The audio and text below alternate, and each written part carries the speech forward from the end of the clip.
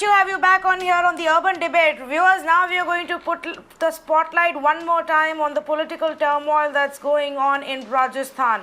Today, finally, the Rajasthan governor responded to the state on calling for an assembly session. As you know, Ashok Gehlot has actually been seeking for and planning and hoping for an assembly session from the 31st of July.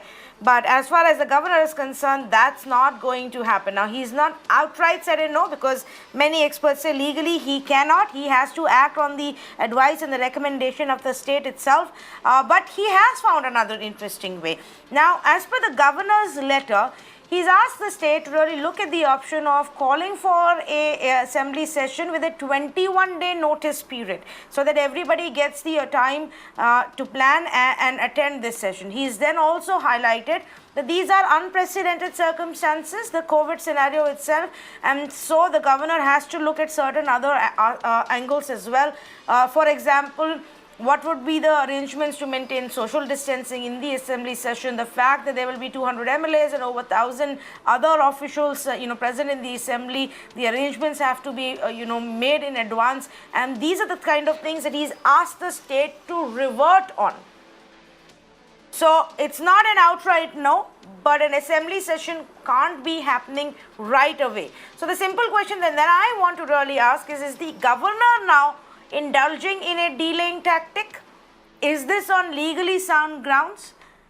And who does this benefit? The 21-day delay that's now clearly going to happen unless we found another legal route to it.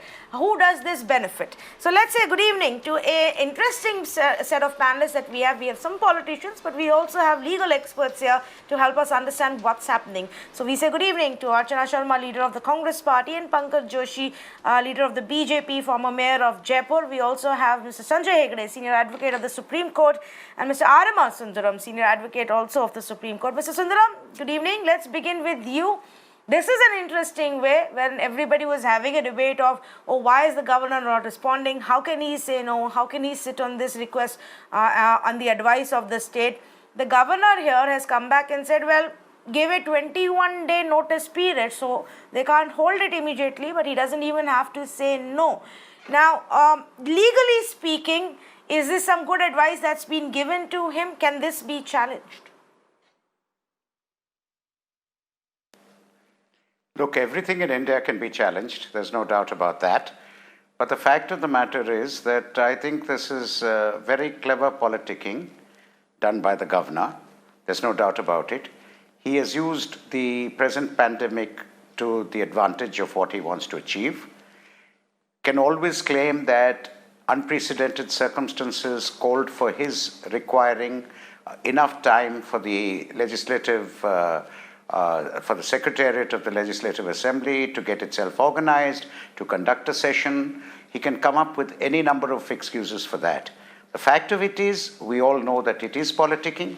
The fact of it is, it will be advantageous to people who want to get more people on their side. This group which is disagreeing with the Chief Minister, it gives them time to try to get more people on their side. So all in all, it is advantage Sachin Pilot. It is handicap against the government. Therefore, we can say that what the governor is doing will definitely help Sachin Pilot's camp. Having said that, legally speaking, I think two things are not in doubt. One, the governor has to act on the advice of his Council of Ministers. Two, and this advice has to be followed even in the case of calling a session of the Legislative Assembly. In fact, it was debated in the Constituent Assembly as to whether, so far as calling a session of the Legislative Assembly was concerned, the governor could be given the discretion. And in fact, that was included in the draft constitution, but was subsequently dropped on Dr. Ambedkar's say-so. And therefore, there seems to be no manner of doubt that the governor cannot afford or cannot legally allow himself to disregard the advice of the Council of Ministers, including in the issue of calling a session of the Legislative Assembly. What the governor has very cleverly done is to have used the pandemic, to use the COVID situation and say, yes, I am following the request or the diktat or the what the Council of Ministers has advised me. However, I'm exercising my discretion in the larger interest to ensure it can be effectively done, correctly done, without causing a great case of COVID upswing and creating havoc for people in the Legislative Assembly Secretariat. So this is a very interesting situation. And it's very interesting to see how the pandemic can be used to advantage in so many circumstances. Yes, well, politics always throws up very interesting situations for us, and legally speaking, it always becomes even more, exciting to see. Well, how do we deal with this next? So, Mr. Sanjay Hegde, if let me take up a point that Mr. R.M.R. Sundaram made and say, okay, if the governor is using this extraordinary situation, an unprecedented situation, to say, well, which is why you need to do these things and revert to me on these things. Does the 21-day clause, is that clearly specified somewhere, or is that left to the governor's discretion? Can that be then challenged, if the Gehlot camp is not happy with it, which I'm sure they won't be? Well, as Aryama said, everything can be challenged. The question that good lawyers often address themselves to is, where should it be challenged? And there are plenty of good lawyers on the Gehlot side as well. Much better heads than mine will take that decision.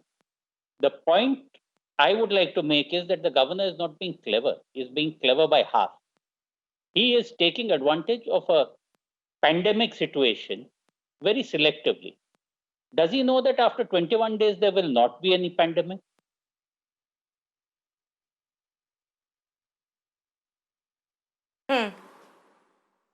Well, highly doubtful. Okay, we seem to have lost Mr. Hegde's line at a very specific point. Yes, Mr. Hegde, I think we can hear you now. Go ahead, please.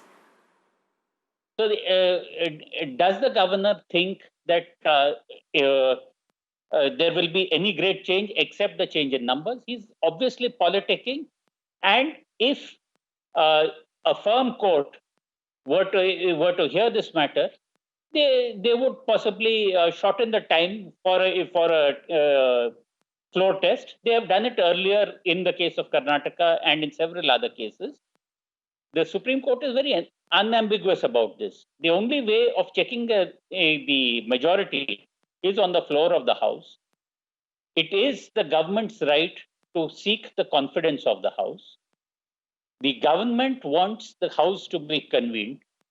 The Constitution is not rewritten in Corona times to allow the governor any greater discretion than what he had. In fact, decisions on the epidemic itself are for the government of the day to decide, not the governor of the day. So while he might indulge in some letter writing here or there, if it gets challenged in courts or elsewhere, the governor would have a hard time. And you must remember that this same governor faced Governor Romesh Bandari when the boot was on the other foot.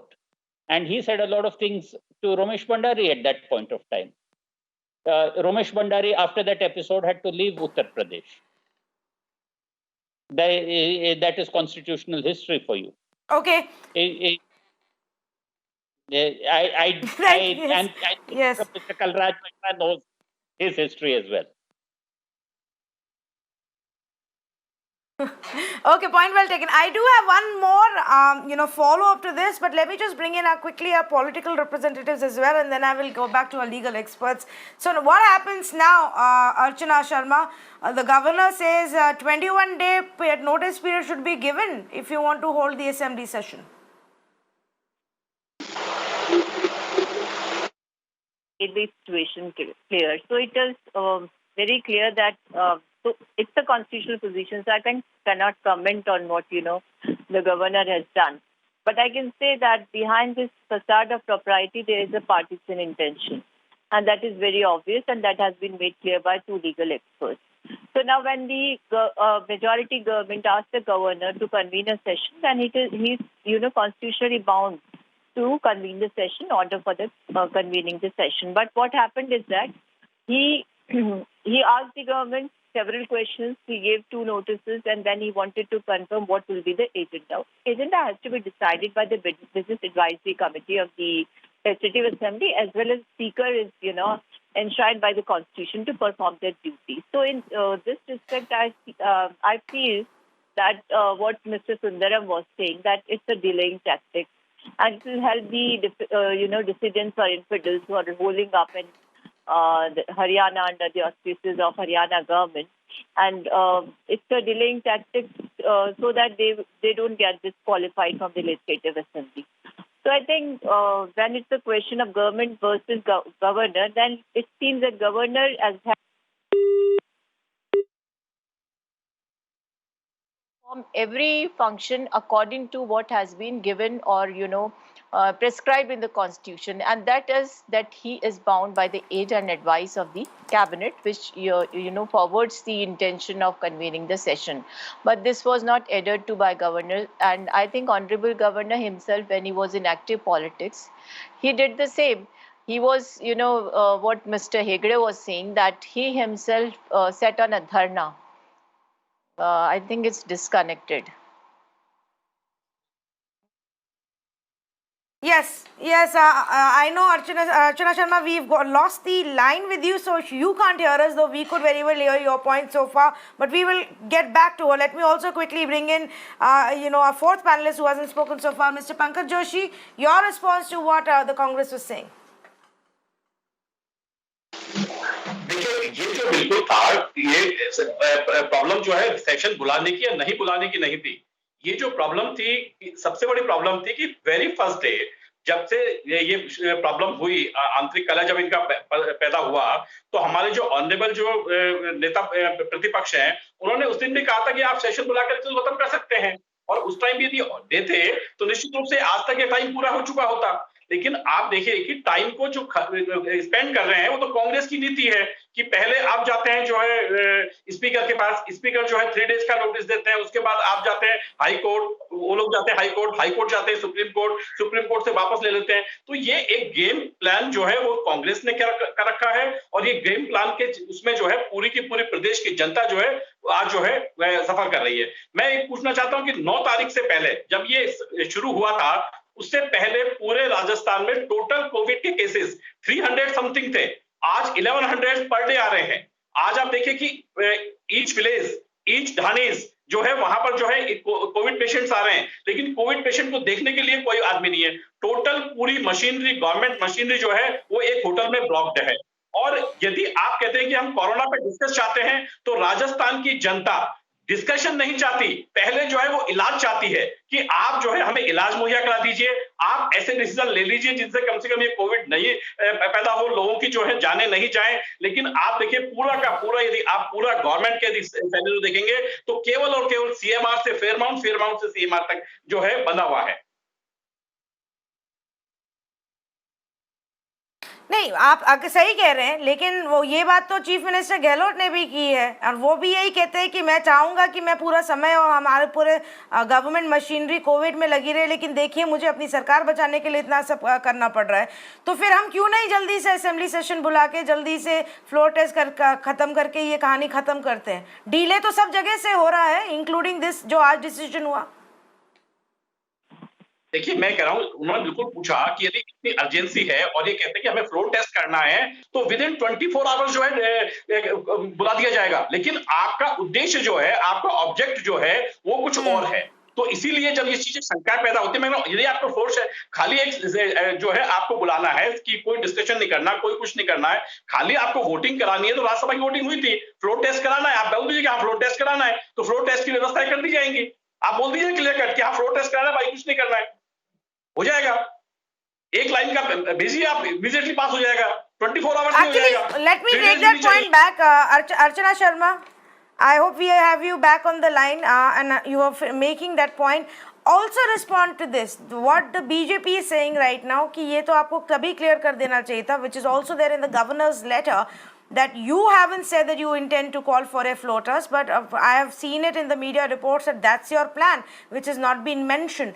Now, is that something that the government should have cleared in its first set of communication to the governor itself? See, Tanvi, if you go by media reports, then you must be aware of the fact that when they were budding the conspiracy, they all wanted a floor test. And when it got exposed, or you can say the conspiracy was collapsed, then they said that we don't want a floor test, and everything has, changed, the rhetoric has changed. And the same thing is reflected in the attitude of Honorable Governor. So when Governor Sahib wanted the government to, answer some queries, they have been answered. Now, why do we need to prove our majority on the floor of the assembly when 2 days back during Rajya Sabha election, 123 MLAs out of 200 voted in favor of Congress party? So that was proved at that day.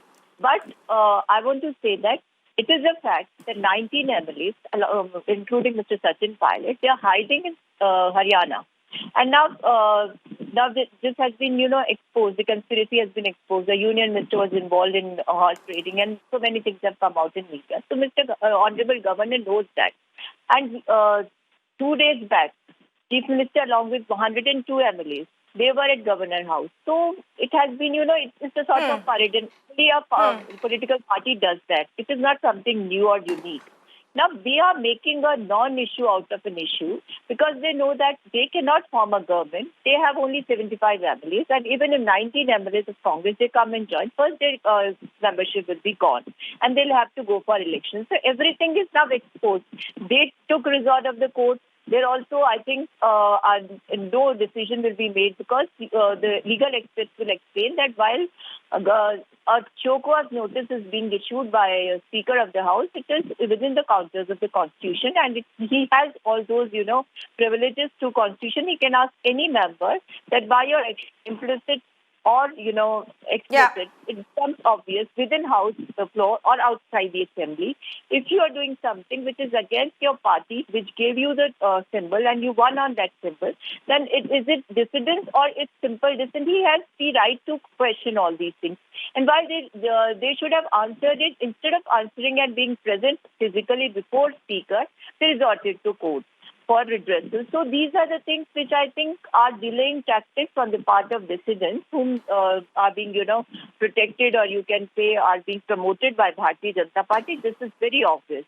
And it is the 11th state we are seeing throughout the country where such situations have been created by the Bharatiya Janata Party. And see what Mr. Ashok Gehlot has done. He's written to Prime Minister, spoken to him on telephone and conveyed his concern.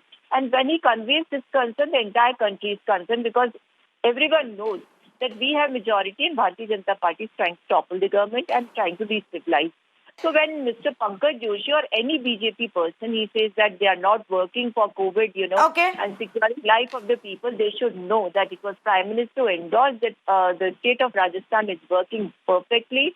And we have, produced an epitome of Bhilwara, which has been endorsed throughout the world. Even ICMR, WHO has, said that they have worked very fine in Bhilwara in containing the virus. So they cannot say that we are not concerned, despite the fact that they are trying to destabilize and topple the government. Yeah, but that was then. That was then, Archana Sharma. I don't think you can enjoy, or rest on the laurels of what you did a month or 2 months ago. Then what is happening now? Situation is worsening in most parts of the country right now in terms of number of cases. And if you're not careful, it can be disastrous for any of these locations. And that obviously is the unfortunate, outcome of what is happening, whereas government is running around trying to protect itself, trying to save itself, and the collateral damage will be the COVID war. There is no doubt about that. Now I will come back to you, Archana Sharma, and to Pankaj Joshi. But there's one thing that I wanted our legal experts to talk about. I will come back to you, and then you can ask that question to Pankaj Joshi. But interestingly, Mr. Arima Sundaram, it's the SC order in the Nabamtuki case that's been quoted by both sides, including the governor today, who's used the same verdict to say, but extraordinary circumstances. What's your own view on the fact that the same case is actually being used by both sides to make their legal argument? Does that surprise you, Tanvi? Ask Hegde, he'll tell you very clearly, Sanjay will tell you that both sides often use the same judgment to see two different sides of it. We do it all the time as lawyers, and it's often done. Nothing new. Look, let's not go away from what the fundamental issue is.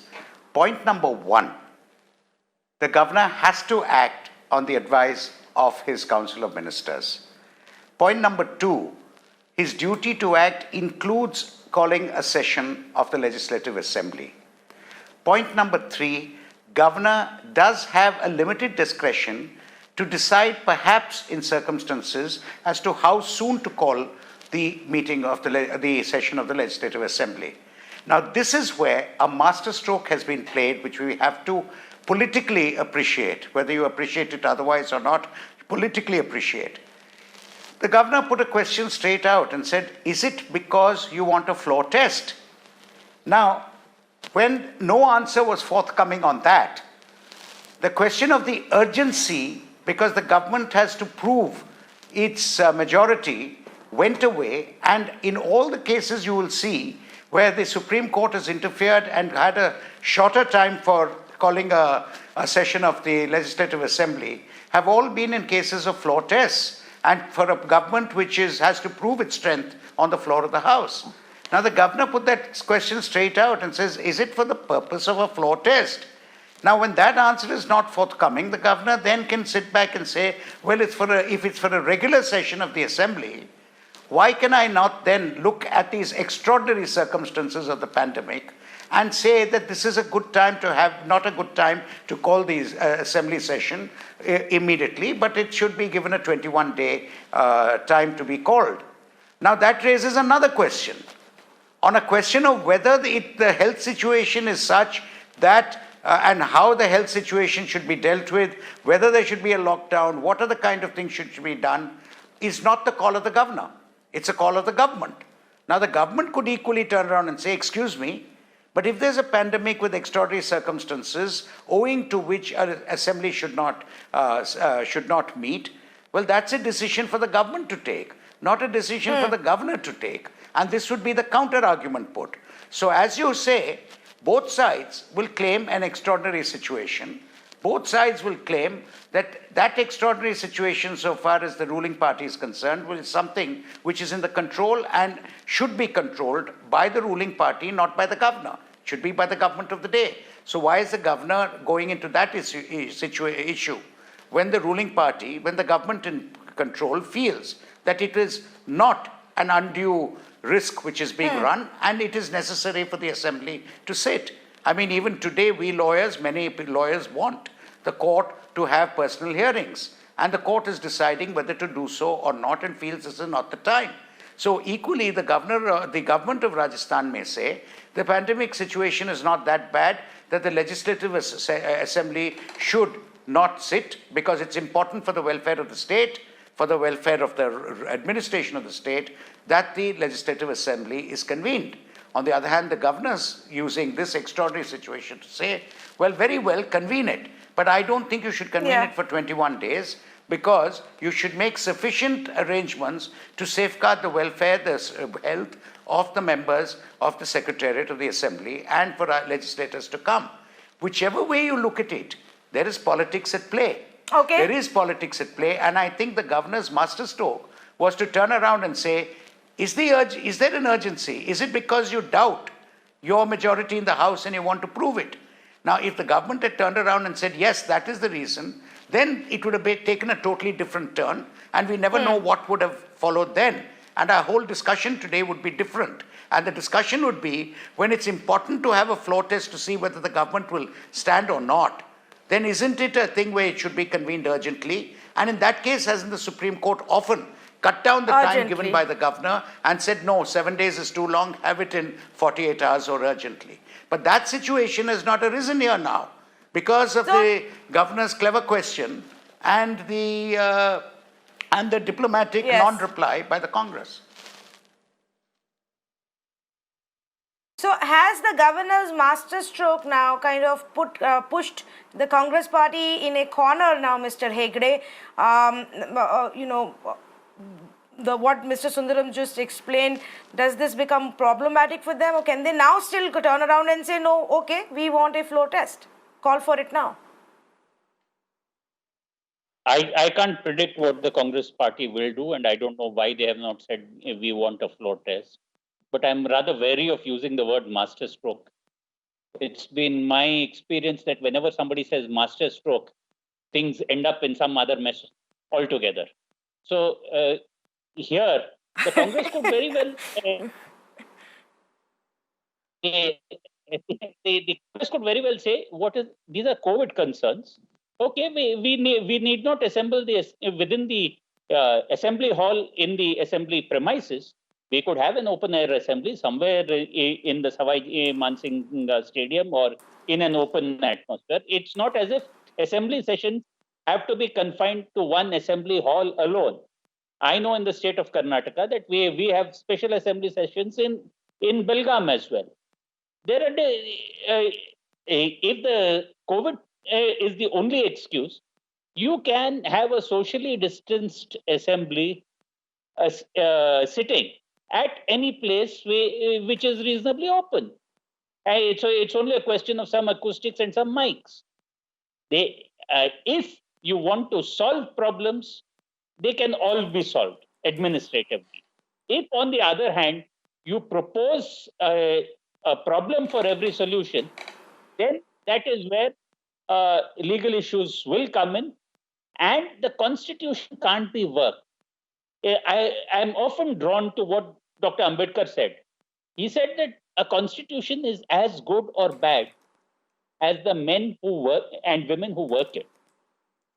If men and women do not work it in good faith, whatever you write in the constitution, it will be of no avail. Today, we should not come to that breaking point.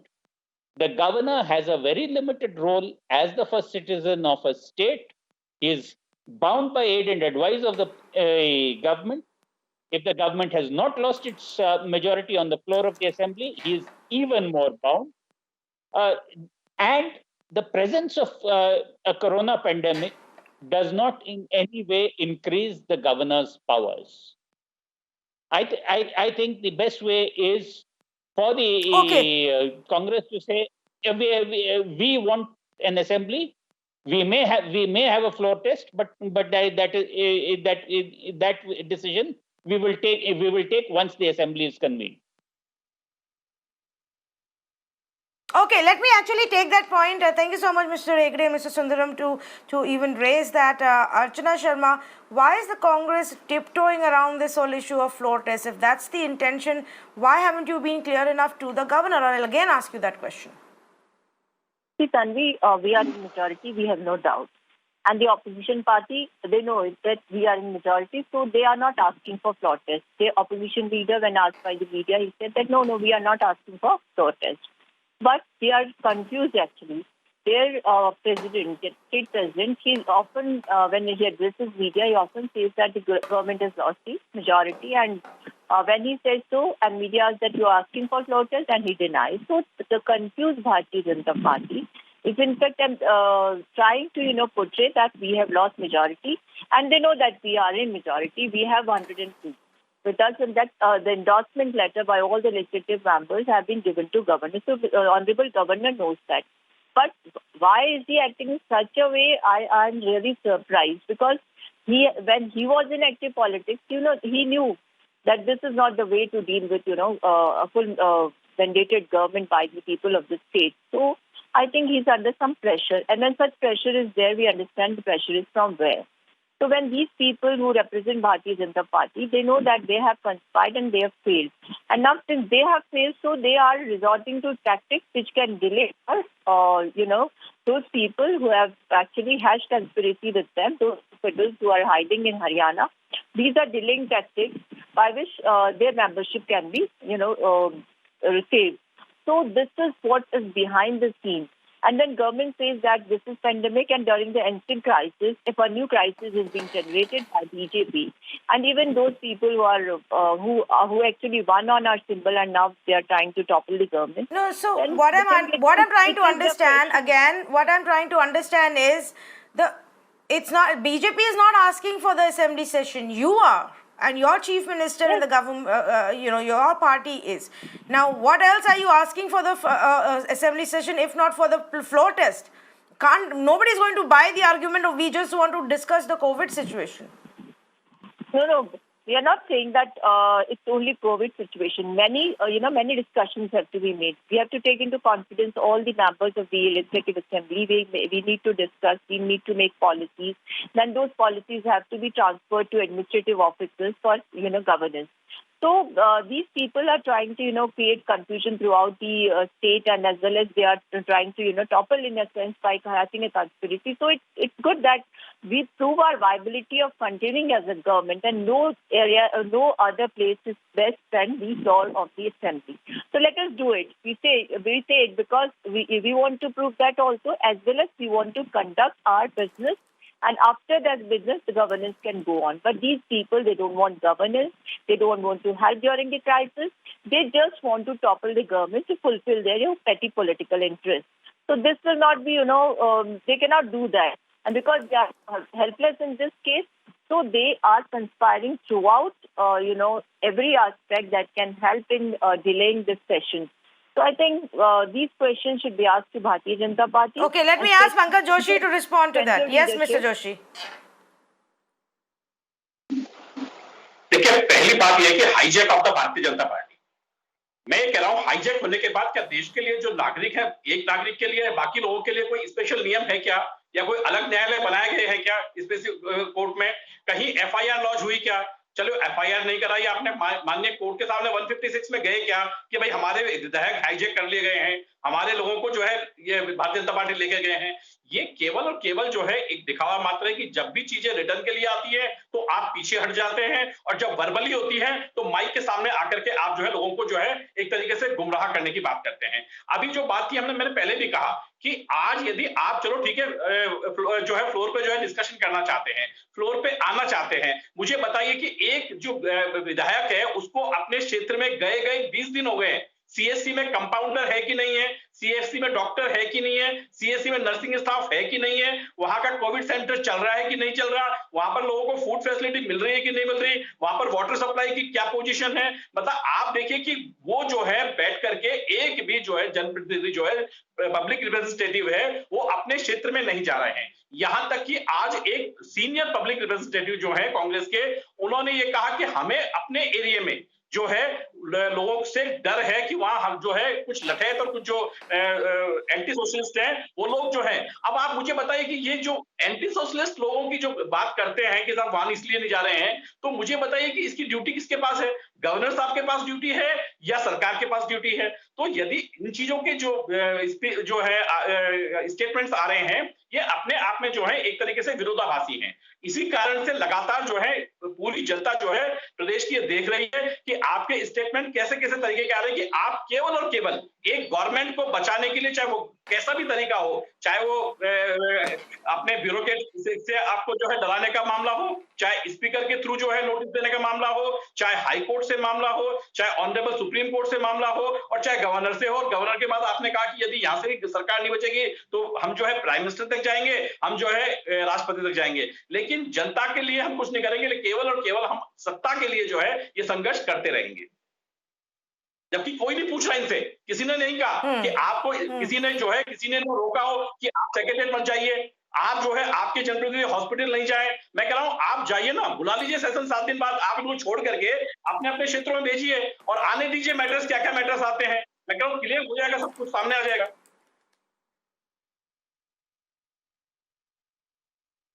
Archana Sharma, do you want to respond to that? Yeah, it's absurd rhetoric on his part, because when he says that the representatives are not moving to their elected areas, he seems to say that assembly should not be convened. It's only the duty to be in your area and listen to the people. But assembly is more important. You need to discuss about your area, about the development of the area. And how can he say that why should assembly be convened? If Mr. Modi asked President that I want to convene a session of the parliament, will he deny him? Will he say that no, during COVID crisis there is no need of this? And we do not know how long this crisis will go on. So in such a scenario, when you say that we have to live with COVID, then it means that we have to do everything and we have to adjust accordingly. And for governance, it is the need of the hour that assembly should be convened. In Puducherry, it has been convened. Assam, it is going to be, it will start from 3rd, and even in Bihar, it seems that it's going to have a session within a week. So why not in Rajasthan? So these are the things which prove that there is a conspiracy to topple the government. And when we run in the Hindi heartland, the 3 states, right from the day when we won these elections, they haven't slept in, sound. They haven't had a sound sleep. From that very day, they have been trying to conspire and topple the government. They did it in MP. And one should ask a question from Bharatiya Janata Party that you issue a notice at 1 a.m. and the session starts at 10 a.m. So it's a 6-hour gap, and then you topple a government in, Madhya Pradesh, and you reform your government, and then after lockdown is imposed. Okay. So these are the, tactics which Bharatiya Janata Party has adopted to, give twist to the constitution. And what is the twist? I think it can't be just one party that has to be blamed for it. If one party is able to lure across your MLAs, it's because your own MLAs and you found greedy people to be with you, and you can't keep your own house in order. So both sides are equally to be blamed. And of course, we already see Sachin Pilot's camp and rebel MLAs from there now saying they're in touch with 10 to 15 MLAs from the Gehlot camp. We don't know the truth to that. It remains to be seen what happens from here on. But there is no doubt, viewers, that this has been a very, very smart political and legal move by the governor, who's now used the extraordinary circumstances to say, well, okay, even if you want to call the assembly session, I can't say no to that, but you must give a sufficient amount of notice, a 21-day notice. You must make arrangements for a COVID situation and how it will be managed inside the assembly. And why is it that you've not told me that if you intend to hold a floor test? Your communication to me does not really specify that, but it's all over the media reports. Now what has to be seen is Gehlot government's next move. The ball is in Congress's court. They can cry for however much they want. They need to figure out what to do. Can Mr. Gehlot really hold on to his entire set of MLAs for 21 long days? They will have to come up with something sooner than that. So let's wait and watch which side this goes. Thank you so much, Archana Sharma and Pankaj Joshi, for joining me on this conversation. And of course, Mr. Arima Sundaram and Sanjay Hegde. Well, let's move on and move to the other big topic, and this isn't a debate, but this is going to be an interesting conversation and an explainer into what it is that the Rafale jets really bring to the might of the Indian Air Force. And we're going to have this conversation because as we speak, India is gearing up and the Indian Air Force is gearing up for the first batch of Rafale jets to be delivered. 5 of these jets will be in India by Wednesday. They will be taking off from France now, making one stopover in UAE. There will be multiple rounds of refueling en route, air-to-air refueling as well. And then they will be inducted into the Indian Air Force on Wednesday at Ambala. That's the location that has been chosen so far. Now, we decided that so far, usually the conversation has been, the political conversation has been about the deal and the charges of corruption and investigation and what BJP has done and what Congress did in its own era. But let's talk about the Rafale jets now that they're going to be part of our Air Force fleet, as about the benefits. What do they bring on the table, and how does this help the Indian Air Force in the current scenario? And who better to really explain that to us than 2 very special guests joining us, 2 former Air Force chiefs. Vice chiefs will be with us. Before I go across to the 2 special guests, I want to play out this one bite that we've got from India's ambassador in France. And this is what Mr. Javed Ashraf has said about the Rafale jets. Take a look. Our Air Force pilots tell us that these are extremely swift, nimble, versatile, and very deadly aircraft. You might call them, they are both beauty and beast. They are superb flying machines being flown by the best pilots in the world. We'd like to thank Dassault for delivering the aircraft on time, the French Air Force and the French government for all the support they've provided. This is going to add a great deal of strength to our air power and defense preparedness, but it is also a powerful symbol of the strategic partnership between India and France. So let's let's say good evening to Air Marshal P.K. Barbora and Air Marshal Ajit Bhavnani, both of them joining us on this special conversation. Air Marshal Bhavnani, let me begin with you for our viewers to understand, the importance of Rafale jets for our Air Force fleet. Yes, thank you.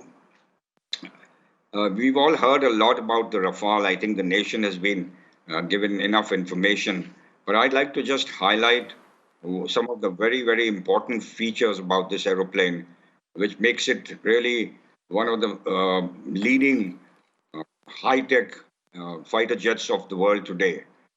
Essentially, it has the capability to outmatch, outperform, and I would say outrange anything that the adversaries, both our adversaries, have in our neighborhood.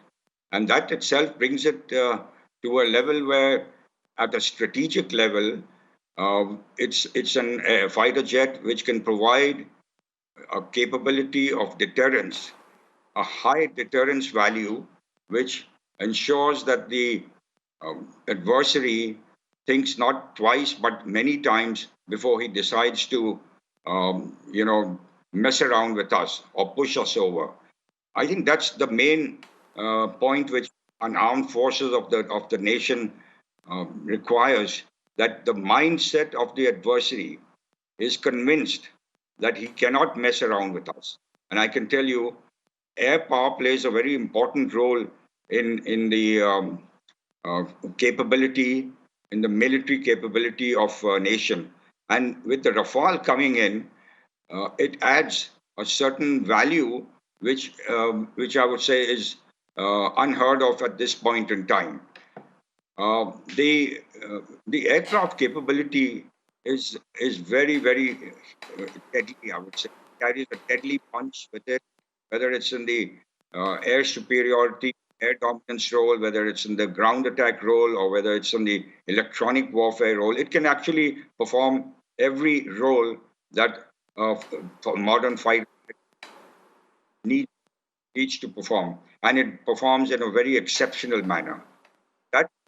That's the deterrence value which nation needs to ensure that the adversary does not come salami slicing with us.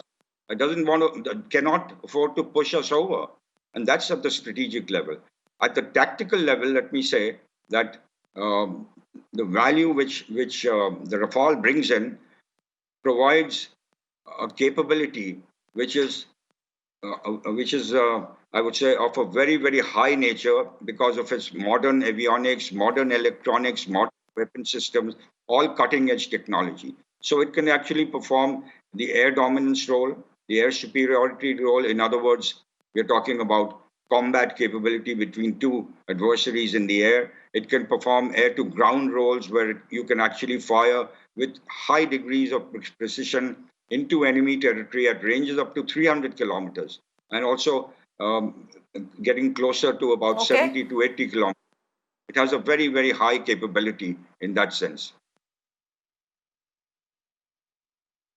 Okay, let me also, bring in Air Marshal P.K. Barbora. Air Marshal Barbora, would you like to add to this? And just for a layman's understanding, let's consider our territory and India's borders and our neighbors. Where do you think Rafale would help us the most, territorially speaking?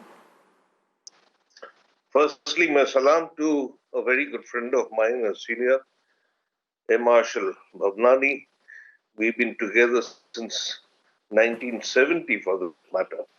But the fact lies, yes, your question, I think Air Marshal Bhavnani has covered all the aspects, being a very knowledgeable person. And I would like to just add a few things for the public to understand. Let's forget about the two between the governments in respect of this aircraft.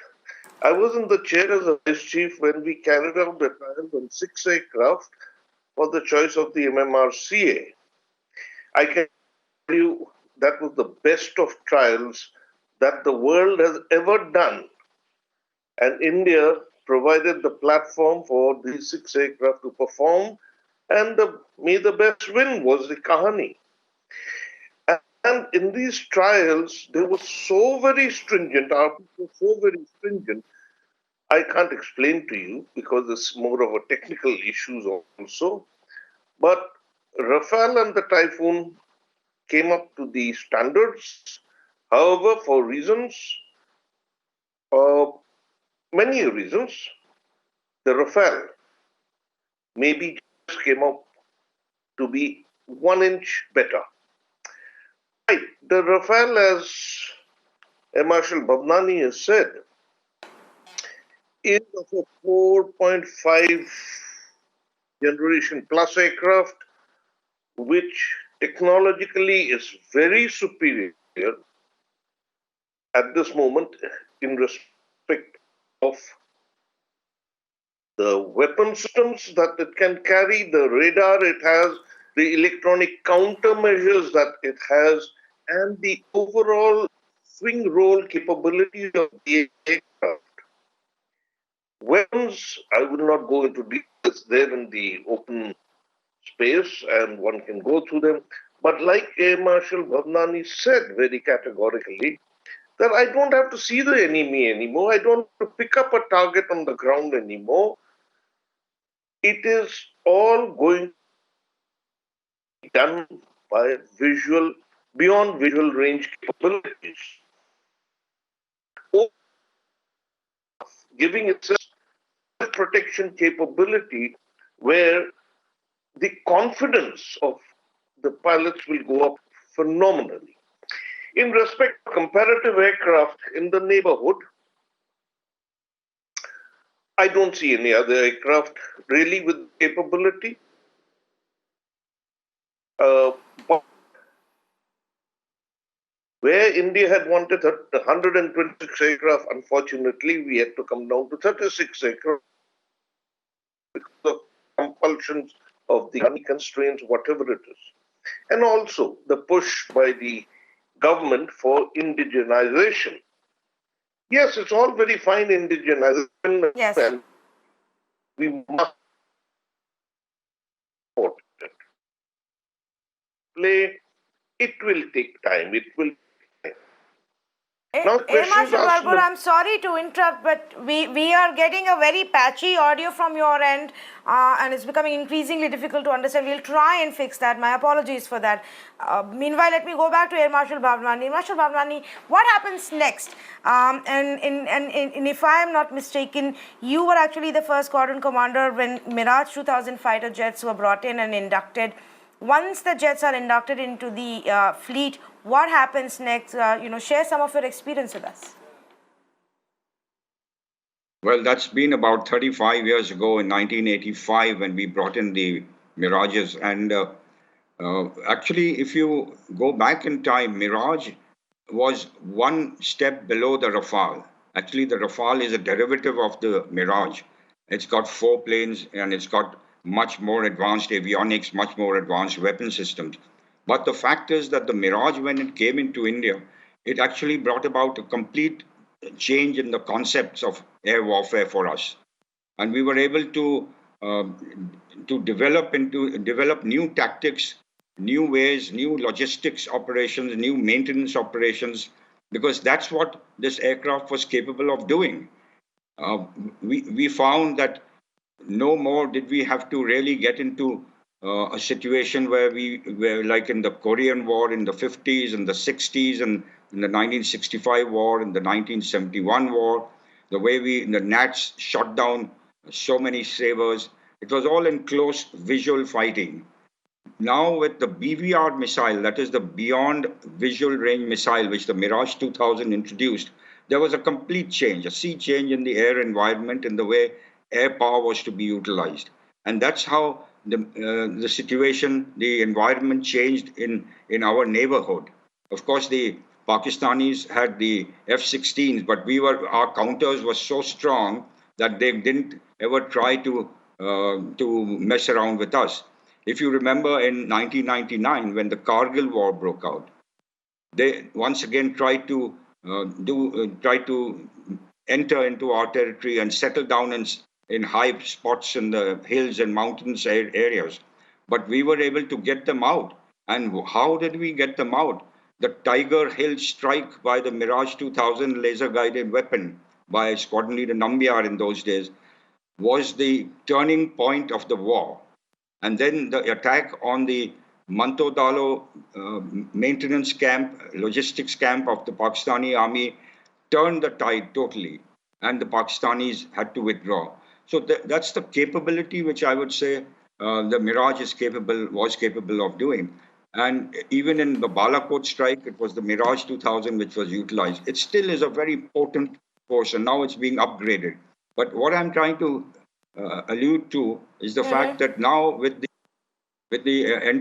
entrance of the Rafales, it's going to be 5 steps ahead of the Mirage 2000 because it's got so much capability. You know, it has this Meteor missile which has a range of 150 kilometers, as I mentioned to you, and it has a electronically scanned radar, which all this is fused. Information is fused and then displayed to the pilot in the cockpit in his multifunction display. So it makes the situation much more focused for the pilot. And that's the change that is coming into with the introduction of the Rafale. And I said it is of great deterrence value to the nation. Right?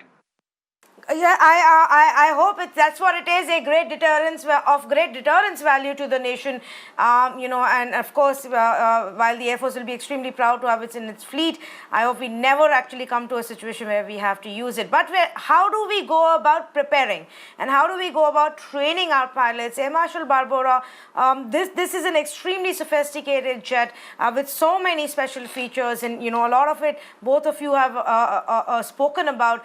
What does it take for our pilots to train? Do they do it here? Do experts come from abroad? How does it happen?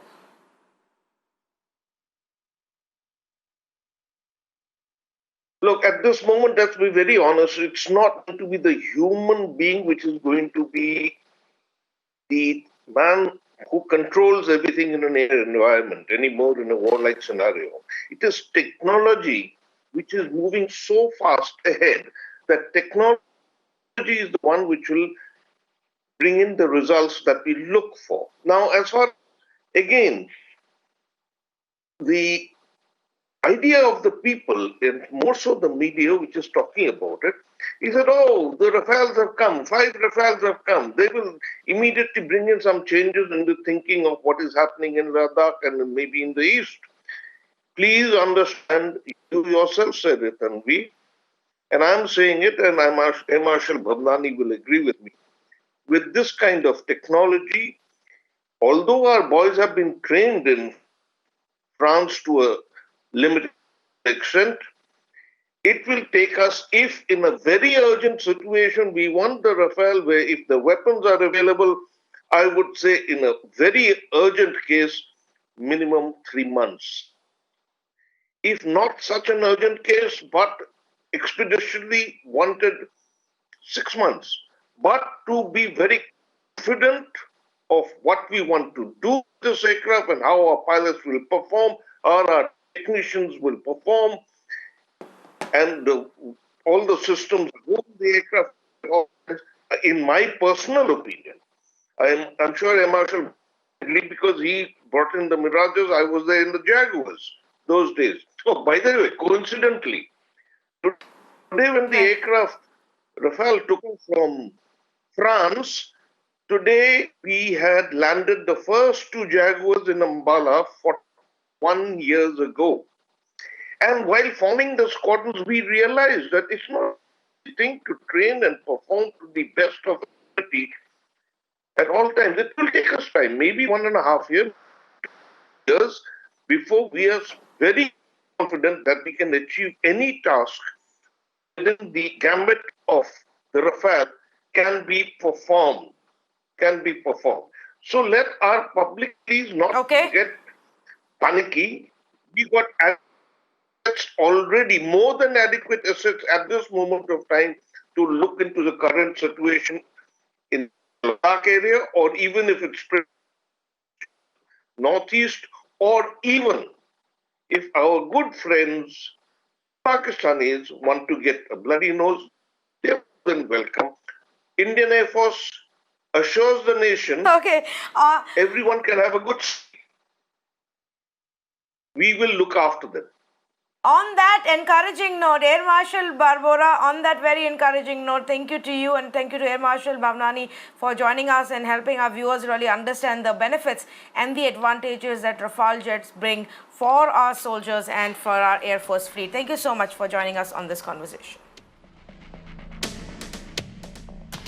Well, let's move on and get you the latest from Bihar. That's a state that has been badly impacted by floods. So it's not just Assam, now parts of West Bengal and Bihar have also been affected. In fact, about 11 districts in Bihar are currently struggling. 10 lives have been lost and lakhs of people have been affected, displaced. About 5.36 lakh people have either been displaced or trapped inside their homes in districts in and around Darbhanga. Now, while flooded victims are being forced to step out of their homes, exit, run away without carrying anything, leaving everything behind. Even in Muzaffarpur district, where they're now, finding places for shelter on the national highway. 17 NDRF teams have been deployed. About 8 state disaster relief teams have also been deployed. 1.36 lakh people have been evacuated. There are about 26 different relief camps that have been set up, but it's not enough. And the stories that we're hearing from people who finally managed to make it to a safer location are horrifying stories. Here is a ground report, that Shyam has got for us from Darbhanga. Take a look. आपका ये कौन सा गांव है? ये छोटकी डिलाई है। छोटकी डिलाई में क्या स्थिति है बाढ़ की? ये एकदम डूबा है, तो जाने का कोई रास्ता नहीं है। नैया आड़ के व्यवस्था करना चाहिए। सरकार की तरफ से नाव कुछ व्यवस्था नहीं है? कुछ व्यवस्था नहीं है, डूबा है। कैसे जाएंगे घर पर, कैसे खाना पानी लाएंगे? सब एकदम डूबा है। कैसे गुजर बसर हो रहा है रोड पे? देखिए रहे सर, एकदम बैठे है, क्या करे। चाचा, आपका क्या नाम है? नंद किशोर यादव। नंद किशोर जी, ये बताइए, मवेशी लेके रोड पर हैं, क्या मवेशी का खाना मिला हुआ है सरकार की तरफ से? कुछ व्यवस्था, चिमकी, पॉलिथीन कुछ मिल रहा है? नहीं, कुछ नहीं, कुछ नहीं अभी भेट रहा है। कैसे जीवन बसर कैसे कर रहे हैं? तो जीवन है या मैंने अपना घर से नून चूरा लाते हैं, खाते हैं, रहते हैं। टाइम खाते बाल बच्चा पानी में भीज रहा है, देखा चौकी पर धक्का आया है। छोटे छोटे बच्चा है, इतना कहाँ है? रोड पर। और सरकार की तरफ से कोई यहाँ खाना, खिचड़ी कुछ खिलाया जा रहा है? नहीं, कुछ नहीं। आप बताइए दादी, कितना कष्ट हो रहा है? बहुत कष्ट। कोनो सहारा नहीं बाबू, कोनो सहारा नहीं हमरा सके हाथ तू पुरानी बुढ़वा। सबको हम लोग गरीब आदमी मर रहे हैं, कुछ खाने के लिए नहीं है, कैसे किया जाएगा? कोई हम लोग के पास व्यवस्था नहीं है सर, तो फिर कैसे हम लोग दूरी बनाएंगे? कैसे हम लोग रहे? हम लोग मिलजुल के नहीं रहेंगे तो हम लोग मारे जाएंगे ना बार पानी में। In fact, let's go for the latest across to Shyam, who's joining us right now. Shyam, what's the status right now, especially in the badly hit districts that you also yourself visited? Well, yes, Tanvi, 10 districts have been badly affected because of the floods. We just now visited Kusheshwar Dham. Now, certainly these are villages near the Kusheshwar Dham block which are badly affected. The villages clearly said that for the past 15 days, the situation remains the same. It is getting worse day by day because the water level has been rising and there has been no help from the authorities. They clearly said that there have been no polythene sheets, no food, no clean drinking water from the government. Though the government has been making tall claims, we've seen photographs of Air Force choppers dropping fruit packets, but clearly the villages said, as far as relief is concerned, people said that relief is not reaching them. We visited several villages near Kusheshwar Dham where people had to pay for hiring a local boat. There were no boats from the NDRF or from the state or from the Bihar government. One person, if he wants to have a boat ride to Kusheshwar Dham from his village and go back, he will have to pay 40 rupees. And people said that during the night time, if anyone falls sick, or if anyone wants to visit a doctor or for an emergency service, there is no other option but to die in the village itself. They clearly said that because of security threat, boats do not ply in the night, and these are private boats, all risking their lives. They carry around 50-60 people in one boat. Certainly, they are risking the life of so many people, but surprising, there's no one to look after them. We even visited the Kusheshwar Dham police station. Now the entire water has entered inside the entire police station. When we spoke to the inspector there at the Kusheshwar Dham police station, he clearly said that there's been no help from the government for them because they need to go patrolling. They have to hire a boat. They say that we have to pay it from a pocket because there's no provision for the police to have a boat there. So certainly this speaks a lot about the system, how everything has been running here in Bihar. First, you had the corona crisis, the hospitals were in a poor condition. There was no infrastructure. People were dying inside the hospitals, people crying for help. So many videos had gone viral. And on top of that, you have this flood crisis. Certainly the government has been missing, system has been missing, and people have been complaining that there's been no help from the authorities. Oh yes, absolutely. Thanks so much for joining us, Shyam. In fact, I want to play out one more report that Shyam got for us earlier in the day. Now, this is from the Darbhanga Samastipur highway, and you can see how people are gathering there, people whose homes have been submerged, and they have somehow managed to reach the highway itself, to keep themselves safe. Look at this ground report. More than 10 lakh people have been displaced because of the floods in Bihar. More than 10 districts have been badly affected. People are being forced to leave the house and move on to safer places that are state highways and national highways.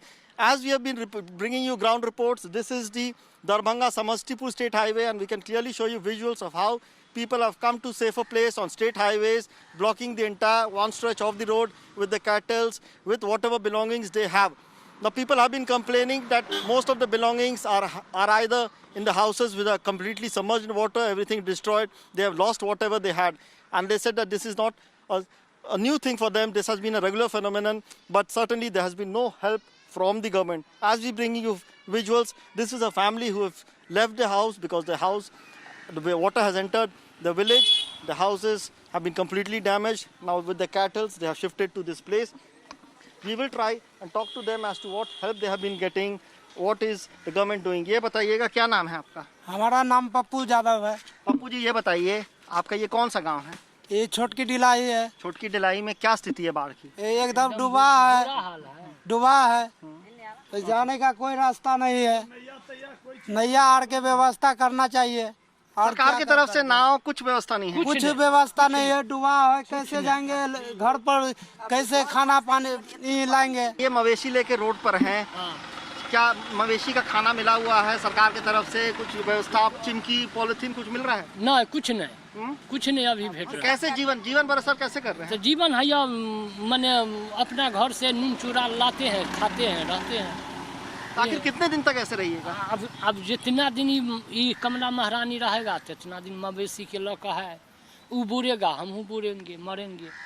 आमदनी का साधन क्या है आप लोग? कुछ नहीं।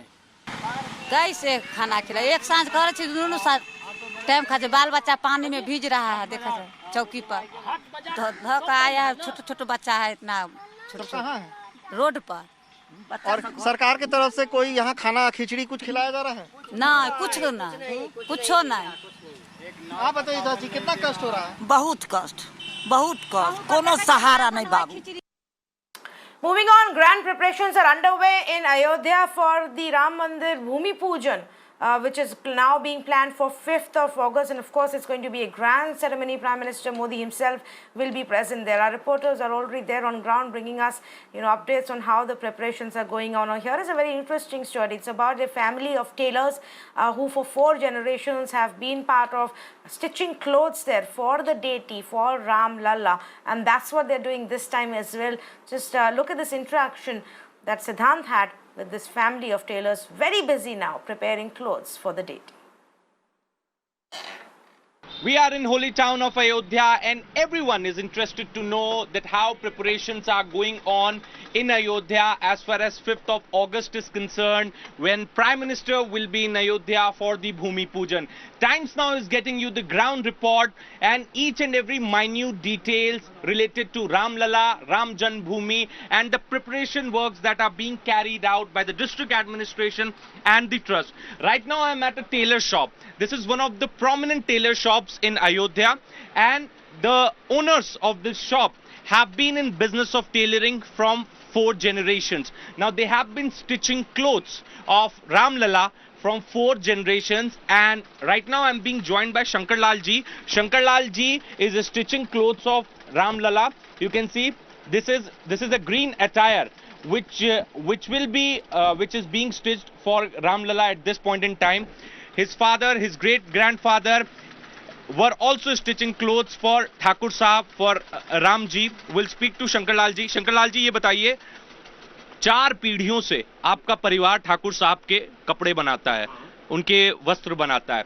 इस बार 5 अगस्त के लिए भी बताया जा रहा है कि हरे वस्त्र में ठाकुर साहब को हरे वस्त्र में बैठाया जाएगा, उनकी पूजा की जाएगी. उसकी तैयारियां चल रही हैं. ये ठाकुर साहब के लिए वस्त्र बन रहा है. ये भगवान रामलला का ही पोशाक सिला जा रहा है. ये रामलला का पोशाक? हाँ जी हाँ. ओके. और ये विशेष पोशाक तैयार हो रहा हरा.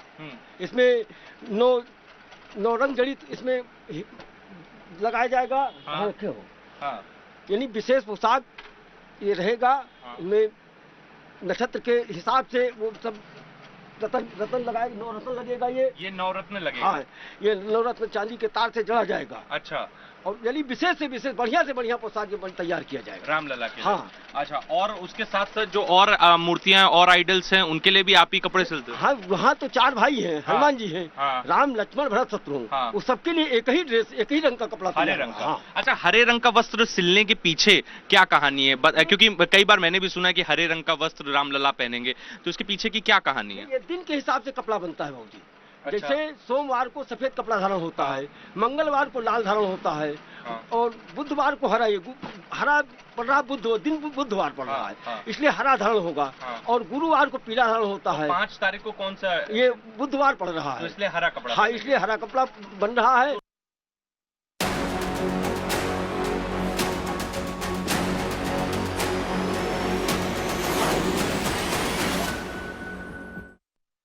Well, the battle within Bollywood is only getting more intensified. You know, the dirty picture seems to be coming out for Bollywood, and more people are speaking about the insider versus outsider debate, the nepotism debate.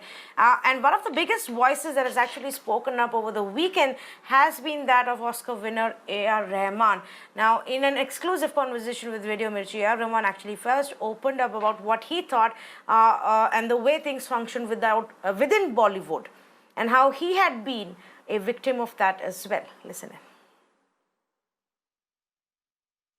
See, I don't say no to good movies, but I think there is a gang which I think due to misunderstanding are spreading some false rumors. So when Mukesh Chabra came to me, he said, and I gave him like 4 songs in 2 days, he said, "Sir, you know how many people said don't go.